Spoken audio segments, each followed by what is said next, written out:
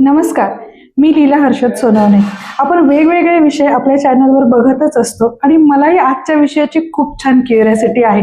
आज आपण जाणून घेणार आहोत श्वेताजींकडनं की त्या नक्की या आध्यात्मिक जर्नीसोबत कशा जोडल्या गेल्या, त्या काय काय शिकल्या आणि आपल्या सगळ्यांसाठी त्यांच्याकडे काय काय सरप्राईज आहेत.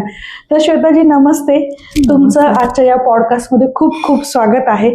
आणि आम्हाला खूप क्युरिओसिटी, आम्हाला जाणून घ्यायचं आहे की तुम्ही आकाशिक रेकॉर्डिंगच्या तज्ज्ञ आहात, तुम्ही न्यूरोलॉजीच्या तज्ज्ञ आहात, तर नक्की तुम्ही काय काय शिकल्यात आणि या जर्नीशी तुम्ही कशा जोडल्या गेल्या. नमस्कार, माझं नाव श्वेता पगारे. आकाशिक रेकॉर्ड्स आणि नॅचरोपॅथी आणि न्यूमरोलॉजी आहे, टोटम आहे आणि टॅरो रिडिंग आहे, रून्स प्रिडिक्शन, मनी प्रिडिक्शन आहे आणि असे बऱ्याच प्रकारचे आहेत आपल्याकडे की जेणेकरून आपण लोकांना हील करू शकतो. रेकी आहे, मनी रेकी आहे की ज्यामुळे हुडू आहे की लोकांना आपण हीलही करू शकतो आणि शिवाय लोकांना जर काही प्रॉब्लेम येत असेल तर आपण त्यांचे प्रॉब्लेम पण सॉल्व्ह करू शकतो. बरं, हे सगळं सुरू करण्यापूर्वी आमच्या प्रेक्षकांना हे जाणून घ्यायला आवडेल की तुमची लाईफ जर्नी ह्या स्पिरिच्युअल जर्नी सोबत कशी कनेक्ट झाली. स्पिरिच्युअलिटी ही ऍक्च्युली नैसर्गिक पॉवर असते आणि नेचर पॉवर ही आपल्याला निसर्गाकडनं मिळते आणि निसर्ग आपल्याला त्यासाठी निवडत असतो. आता सांगायचं झालं तर माझी जी आई आहे, तिचे वडील आणि तिची आई हे नॅचरली जर बघायला गेले तर तेव्हा जे पंथ असतात त्या एक पंथ जसं कृष्णपंथी वगैरे, तर देवाला ते एक एक्सेप्ट करून घेतात की हा मी ह्या देवाचं करेल. तसं माझ्या आईचे जे वडील होते तर त्यांची पूर्ण ज्ञानेश्वरी, पूर्ण गीता ही तोंडी पाठ होती आणि गीता दिवसातनं एकदा रोज सकाळी पहाटे 5 वाजेपासून जसे ते उठले तसे पूर्ण दिवसभर ते म्हणत राहायचे. पूर्ण 1 तासामध्ये त्यांचं पूर्ण काम होस तर त्यांची गीता पूर्ण म्हणून झालेली असते आणि तिथून तो वारसा तुमच्यापर्यंत. हो. आणि त्यानंतर जर झालं तर माझी आजी, वडिलांची आई, ती चिन्मय मिशन म्हणून आमच्याकडे एक केंद्र आहे, तिथे रोज ती जायची. तिथे सगळ्या प्रकारच्या ज्या पूजा असतात, म्हणजे जसं गीता पठण झालं, परत ज्ञानेश्वरी झाली आणि जेवढे पण ग्रंथ आहे त्याचं वाचन तिथे होतं. बढिया. आणि तिथे आम्हाला रोज ती घेऊन जायची आणि रविवारी बाल संस्कार केंद्र भरतं, तिथे ती घेऊन जायची. मग कधी कधी मी इतकी लहान होते की मी बालवाडीत प्ले ग्रुप वगैरे आजकाल आपण म्हणतो, मी त्या वयाची असताना मला तिकडं न्यायचे आणि कधी कधी मला तिथे झोप लागून जायची, मी झोपून पण जायचे. पण कसं असतं, आपला एक ब्रेन जो असतो तो ऍक्टिव्ह असतो. जरी आपण झोपलं तरी आपला एक ब्रेन पूर्ण ऐकत असतो. तर मग हळूहळू असे संस्कार ते होत गेले, ते कळलं पण नाही. जसं मोठे होत गेलो तसं माझी बहीण, माझा भाऊ, आम्ही स्वामी समर्थांचं दिंडोरीला एक केंद्र आहे, तिथे आम्ही सप्त्याला जायचो. त्यांचा सप्ताह असतो तर तिथे ते सेवा करणं, तिथे देवाची सेवा करणं, पहारे देणं, तिथे सेवा करणं, पूजा करणं, तिथे ते तुम्हाला सकाळी 4ला उठवणं, टायमावर सगळ्या गोष्टींना कसं एक्सेप्ट करायचंय, कसं करायचंय, सगळं एक वळण लावणं. तर तिथे आम्ही जायचो. मग तिथून परत एक सवय झाली. मग ती एक सवय झाल्यानंतर हळूहळू जसं माझं शिक्षण कम्प्लीट व्हायला लागलं तसं अजून याच्यात आवड निर्माण झाली आणि एक निसर्गाची कनेक्शन म्हणून मला एक नॅचरोपॅथीची आवड तयार झाली. नॅचरोपॅथीचा लास्ट सब्जेक्ट आहे रेकी हिलिंग. तुम्ही नैसर्गिक पॉवर मधून तुम्ही लोकांना हील करू शकता. आणि त्यामुळे मग मी निसर्गाशी कनेक्ट व्हायला लागले. मी तिथे पहिले नॅचरोपॅथी केलं. नॅचरोपॅथी माझं झाल्यानंतर निसर्गाशी कनेक्शन आणि मग रेकी. मग हा चॅप्टर काय हे बघण्यासाठी मी रेकीला ऍडमिशन घेतलं आणि रेकीला ऍडमिशन घेतल्यानंतर मग तिथून जे माझे प्रश्न होते ते शॉर्ट आउट होत गेले. अच्छा. आणि मग तिथून मला प्रश्न पडला की मी लोकांचे कसे शॉर्ट आउट करेल. मग हळूहळू मी ह्या मोडॅलिटीत हळूहळू शिक्षण घेत मग मी पुढे बाकीचे पण एक्सपिरियन्स घेत गेले, रेकॉर्डिंग पर्यंत आला. हो. मला ना खूप क्युरिओसिटी ह्या विषयाची की आपण खूप सगळे प्रश्न बघत असतो लाईफमध्ये ना, खूप अडचणी येत असतात आणि ना सगळ्या प्रकारे ज्यावेळेस माणूस ते सगळे प्रश्न सोडवतो आणि तरी काहीतरी राहूनच जातं. मग तो देवा बघ रे काहीतरी. तर नक्की आकाशिक रेकॉर्डिंग काय आहे, तर हे आज आम्हाला तुमच्याकडून जाणून घ्यायला आवडेल. आकाशिक रेकॉर्ड्स हे निसर्गाशी कनेक्टेड, म्हणजे निसर्गाकडनं आपल्याला ती एक पॉवर असते की टेलिपॅथी आपण त्यांच्याशी कनेक्ट होतो. बरं. आता टेलिपॅथी कनेक्ट व्हायला जसं आपण आता एखाद्या देवाकडे जातो, आपण त्यांची प्रेयर म्हणतो, बरोबर. जसं कृष्णाच्या मंदिरात गेलो, Absolutely. हरे राम हरे कृष्ण कृष्ण, राधेश्याम, आपण असं देवाला म्हणतो. दॅट टाईप एक प्रेयर असते की तुम्ही जेव्हा आकाशिक रेकॉर्ड्स ओपन करतात तर त्यामध्ये तुम्हाला ज्यांचे रेकॉर्ड्स ओपन करायचे त्यांची परमिशन तर लागते, पण पहिले निसर्गाची पण परमिशन लागते. परमिशन घ्यावी लागते, हो. त्यानंतरच तुम्ही करू हो, मग त्यासाठी निसर्गाची पण एक प्रेयर असते, ती पण करावी लागते. ती प्रेयर केल्यानंतर ज्यांचे रेकॉर्ड्स ओपन करायचे त्यांची परमिशन घ्यावी लागते. पण तुमचा काय अनुभव होता ज्यावेळेस तुम्ही लोकांशी ऍक्च्युली कनेक्ट झालात आणि एखादी व्यक्ती आली, एक क्लायंट म्हणून आपण म्हणू शकतो की तुमच्याकडे आली आणि एखादा अडचणीचा एखादा प्रश्न त्यांनी तुमच्या समोर मांडला, तर तुम्ही असा कुठला अनुभव सांगू शकता की कसे कसे प्रॉब्लेम तुम्ही सॉल्व्ह केले आतापर्यंत? आता मी झालं जरी 4 वर्षापासून ह्या मॉडेलिटीत आहे. बरं. हो, आणि माझ्याकडे असे बरेच प्रश्न हिलिंग वगैरे येऊन गेले आहेत. आता एकाला हाताचं फ्रॅक्चर होतं आणि मेन म्हणजे त्यांचं ऑपरेशन झालेलं होतं आणि बेड त्यांच्या हातावर पडलेला होता. आता त्यांचं ऑपरेशन झालं, दवाखाना झाला, सगळं झालं, त्याच्यानंतर 1.5 महिना होऊन गेला, पण हाताची सूज उतरत नव्हती. बरं. आणि सूज उतरत नाहीये त्यामुळे त्यांना खूप त्रास होत होता. मग त्यांनी मला फोन केला की श्वेता, माझा असा प्रॉब्लेम आहे, सूज उतरत नाहीये आणि मला खूप त्रास होतोय. म्हटलं ठीक आहे, मी तुम्हाला हिलिंग देते आणि त्यानंतर तुम्हाला बरं वाटेल. मग मी, आणि असं काही नसतं हिलिंगसाठी की ते व्यक्तीकडे आपण तिथेच प्रेझेंट पाहिजे, असं काही नसतं. बरं. टेलिपॅथी कनेक्शन आहे. मग तुम्ही त्यांना ते healing हो, केलं. घरूनच हिलिंग केली आणि मग त्यानंतर 2 दिवसामध्ये त्यांच्या हाताची पूर्ण सूज उतरली. 2दा मी हिलिंग केली, पूर्ण सूज उतरली आणि त्यानंतर ती सूजही गेली, तो त्रासही गेला आणि त्यांना बरं पण वाटलं. आणि आकाशिक रेकॉर्डिंगशी ह्या गोष्टीशी कसा संबंध? आणि आकाशिक रेकॉर्ड्स मध्ये जर तुम्ही म्हणाल तर आत्ताच एक रिसेंट केस आहे 2 दिवसापूर्वीची. तर 2 दिवसापूर्वी माझेच एक फ्रेंड्स होते, तर त्यांचे फ्रेंड्समधनंच रेफरन्स त्यांना आलेला होता की मॅडम असं आहे की माझी एक मैत्रीण आहे आणि त्यांना एक इश्यू आहे, पण तेवढं तुम्ही बघा.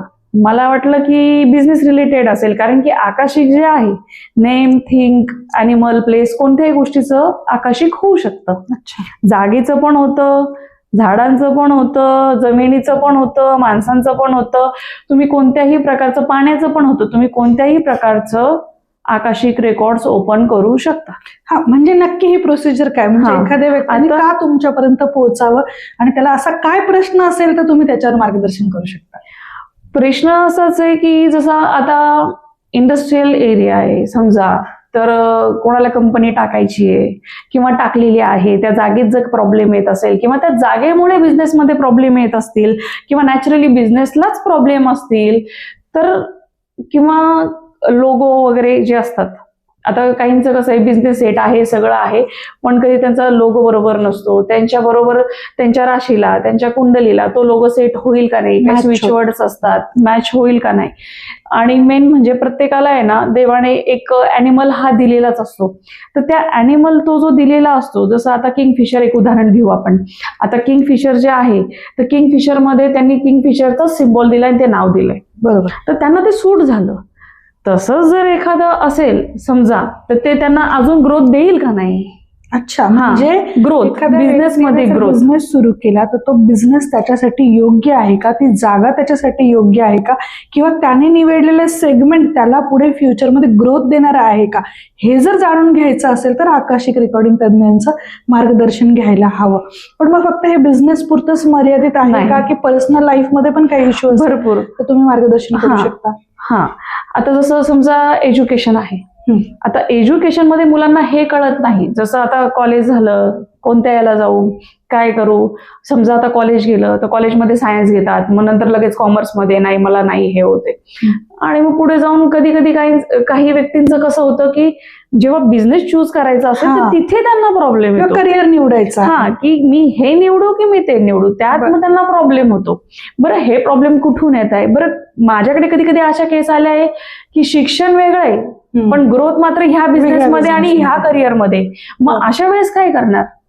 बरं, हा प्रॉब्लेम यांना काय येतो, यांची मानसिकता का ढासळली जातीये, हे कधी कधी मोकळेपणाने आईवडिलांशी बोलू शकत नाही किंवा बोलले जरी तरी कधी कधी ऐकतील हे आपल्याला आणि कधी कधी त्यांचाच टेन्शन त्यांना क्लिअर नसतो. कधी कधी ते सुद्धा फंबल होत असतात की मी नक्की काय करू.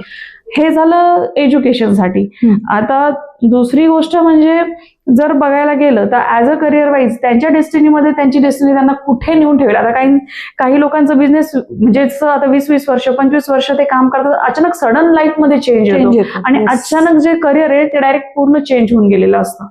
तर मग असं का झालं, दुसरं करिअर अचानक का निवडलं, किंवा त्यांच्या लाईफमध्ये तेच करिअर होतं, खरं बघायला गेलं तर तेच करिअर असतं, पण तिथपर्यंतचा प्रवास करणं, मग हा प्रवास का करायला लागला, कारण की त्यांना योग्य गायडन्स नाही मिळाला. हा जर आकाशिक रेकॉर्ड्स मध्ये सुरुवातीलाच मिळाला तर 20 वर्षानंतर करिअरची सुरुवात करण्यापेक्षा, अचानक मध्ये नवीन करिअर निवडण्यापेक्षा आधी जर त्याची सुरुवात केली तर लाईफ टाईम तुमचा बिझनेस तोपर्यंत सेट झालेला असतो.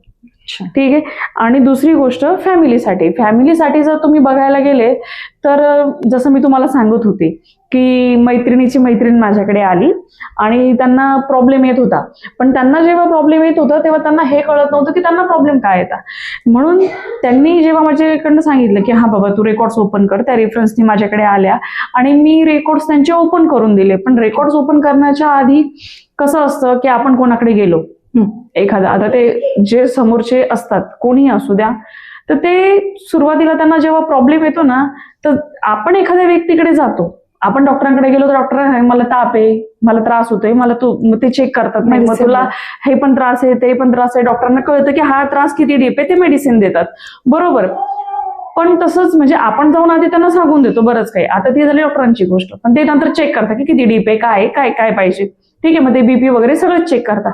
दॅट टाईप जर आपल्याकडे आलं तर जेव्हा ज्यांना प्रॉब्लेम असतो ते ऑलरेडी मानसिकतेने फ्रस्ट्रेट असतात. करेक्ट. आणि ते काय करतात की तुम्ही एखाद्या ज्योतिषला भेटले, तुम्ही एखाद्या हिलरला भेटले तर तुम्ही आधीच सांगून मोकळे होतात. अच्छा. की माझ्याकडे असाचे प्रॉब्लेम आहे. तुमच्याकडे आलं तर काही सांगायचं नसतं, नाही काहीच सांगायचं नसतं आणि तुम्हाला ते कळून जातं की काय जादू वगैरे की काय, की हे सायन्स आहे. हे सायन्सच आहे, हे टेलिपॅथी कनेक्शनच असतं. आणि हे कसं आहे की तिथे गेल्यानंतर मी सरळ सांगते की तुम्ही मला पहिले काही सांगू नका. बरं, जर तुम्हीच सांगणार आहे तर मी कशासाठी. ओके, बरोबर ना.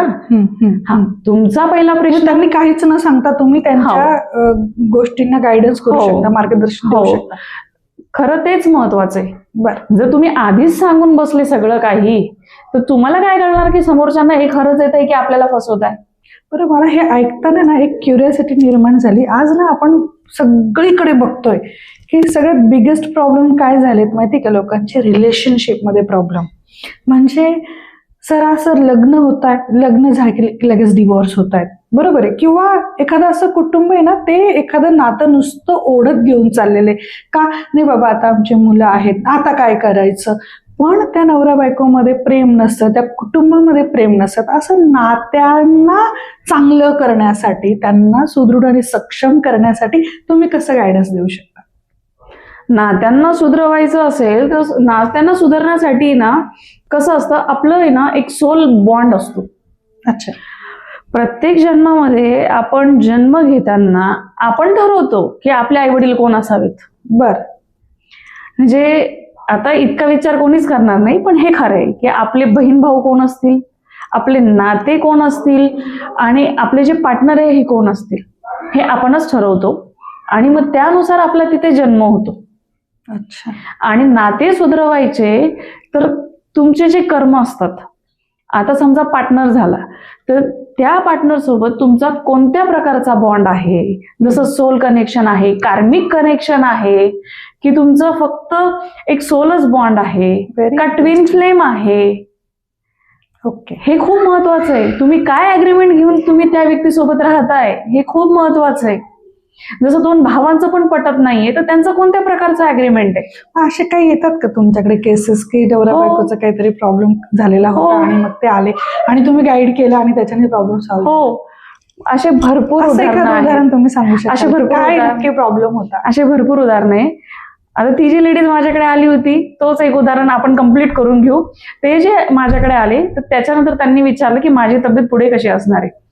आता मला तोच प्रश्न पडला की व्यक्ती तर खूप सुदृढ दिसते, बेडवरती नाहीये, माझ्याशी एकदम व्यवस्थित उठून बोलते, तरी या व्यक्तीचा असा प्रश्न का असावा. ठीक आहे, तर मी जेव्हा रेकॉर्ड्स मध्ये ओपन केलं तर मला नॅचरली म्हणजे मला जे मास्टर असतात आपल्याला आकाशिक रेकॉर्ड्समध्ये मास्टर गाईड करत असतात. अच्छा. हो, त्या मास्टरांनी मला सांगितलं की यांना आहे ना बाहेरचा इश्यू आहे. मग मी त्यांना विचारलं बाहेरचा इश्यू म्हणजे काय, कारण की कसं आहे त्यांचे रिपोर्ट नॉर्मल होते.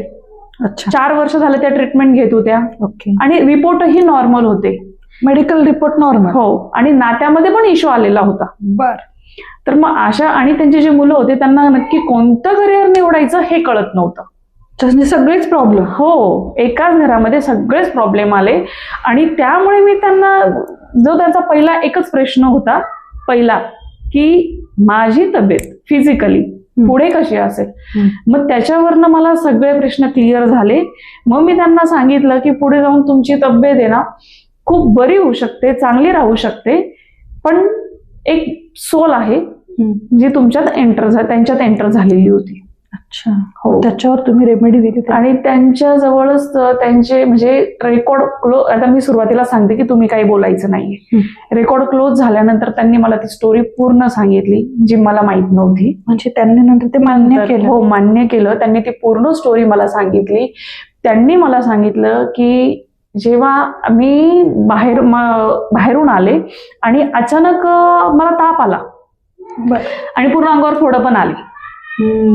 आणि त्या टायमाला डॉक्टरांकडे गेलो, डॉक्टर झाले, सगळं झाले आणि काहीतरी मी बोलायची ते मला कळत नव्हतं. मग शेजारीच त्यांचे गजानन महाराजची सेवा करणारे लोक होते. मग त्यांना ते कळून आलं की काहीतरी हा बाहेरचाच प्रकार आहे.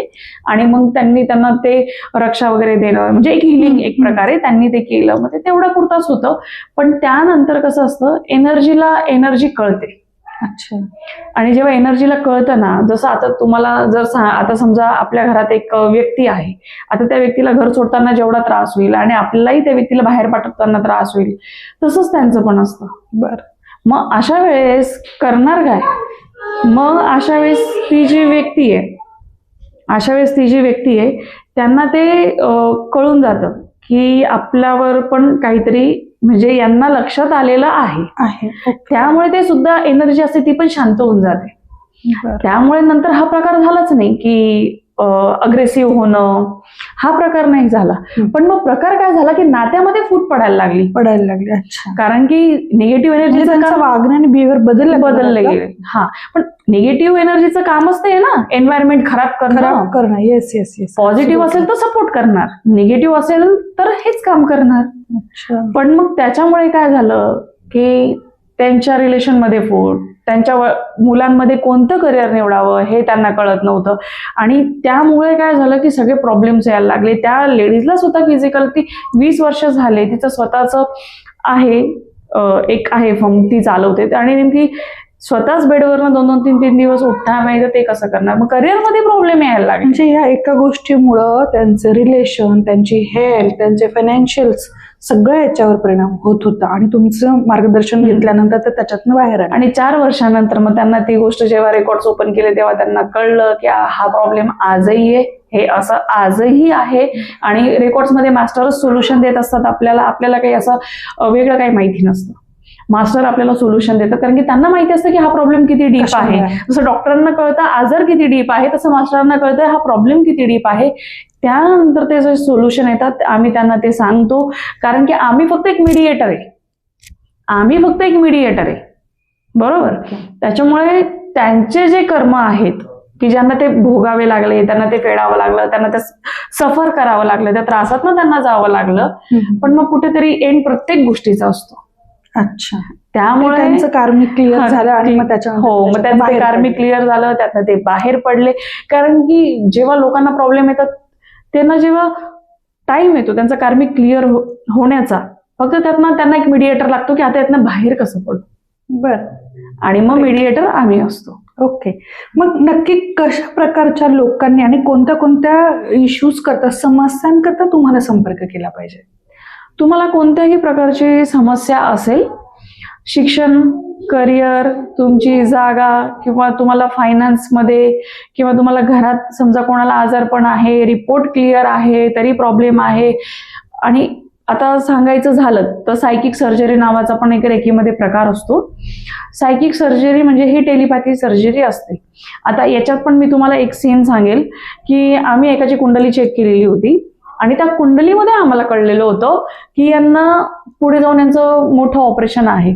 पण जेव्हा कुंडलीत चेक केलं तर कुंडलीमध्ये एक टाइम असतो की कोणत्या टाइमात, असं 6 महिने 2 महिन्यात कळून जाते की 6 महिन्यात, वर्षभरात आहे की त्यांचे जे ग्रह तशा प्रकारचे आहेत आणि घटना घडू शकते. बरं ती किती मेजर घडू शकते काय इतकं नाही सांगता येणार, पण यांना एक ऑपरेशन आहे किंवा 2 ऑपरेशन आहे हे कुंडलीत कळून जातं.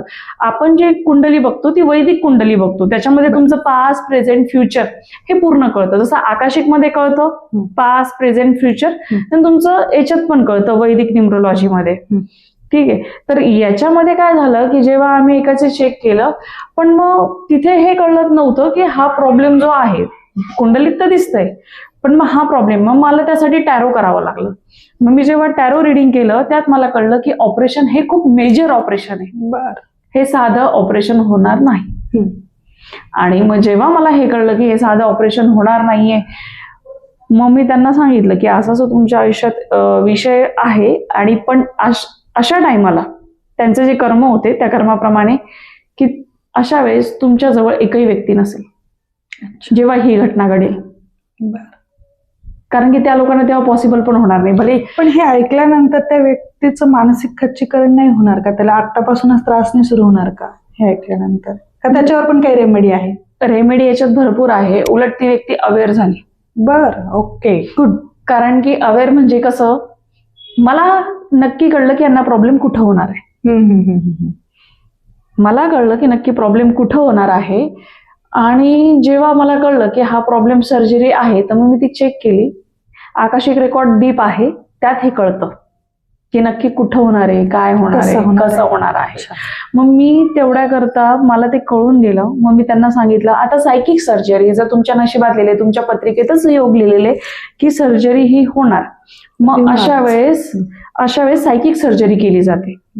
जर मला कळलंय की मला त्या व्यक्तीला हार्टला प्रॉब्लेम येणार आहे तर कमीत कमी सायकिक सर्जरीसाठी माझे काही स्टुडंट पण आहे, जे आपण क्लास पण घेतो, ज्यांना शिक्षणाची आवड असेल, याच्यात शिकायचं असेल तर आपण त्यांना शिकवतो पण.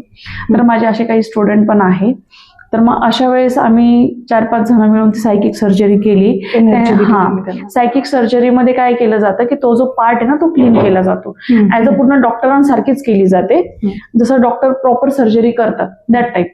पण एवढंच आपण फिजिकल बॉडीला हात लावत नाही. अच्छा, आपण फिजिकल बॉडीला हात न लावता ही सर्जरी केली जाते.